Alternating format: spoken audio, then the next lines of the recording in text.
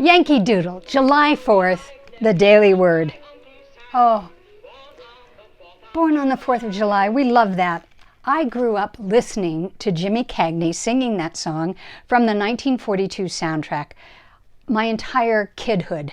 And I miss that it's not on TV every year, and I had to buy the video because they don't even have it on DVD. But now I know that from this year on, generations will be watching Hamilton instead, and that's pretty darn good too.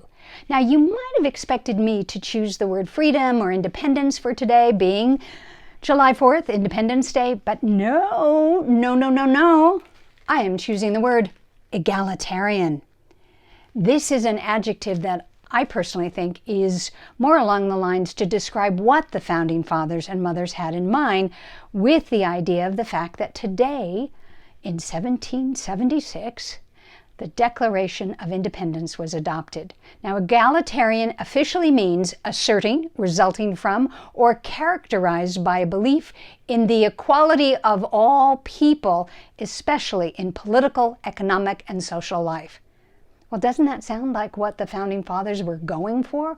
It isn't as much an us or them, a Democrat or Republican. It is really about the equality that was set in intention and vision for the Declaration of Independence, even though some of its founders and creators may not have caught up with their own intention and vision as yet. And speaking of them, it was on this date, July 4th, in 1826, that both the Founding Fathers, Presidents Thomas Jefferson and John Adams, passed away. Now, here's another little interesting bit of trivia. On his deathbed, John Adams' last words were, "Jefferson still lives." Wow. Little did he know, or sadly enough, Jefferson had passed away 5 hours earlier. If you know your history, you know that Jefferson and Adams were colleagues and friends, as well as oftentimes huge adversaries. So it's interesting to think, how did Adams mean that? Jefferson still lives, meaning, oh, thank goodness someone from the original Founding Fathers and the Declaration of Independence is still around to represent the country, or, Jefferson still lives and I'm about to make my exit. We'll never know. But we can honor them for the work that they did to create, support, and outpicture the Declaration of Independence.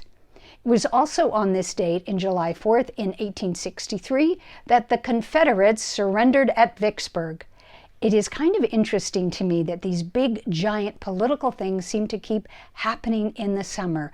Is it the heat? Is it the cloistered environment? I don't know. But summertime seems to have a very strong political influence in a lot of ways. Well, I am grateful to have the freedom to share all of this with you and that you have chosen to watch the Daily Word. Please feel free to share or subscribe. And if you are going to go outside, please remember to wear a mask, practice social distancing, and remember to stay safe, stay sane, and create your own fireworks inside your being with the passion of our country and our vision.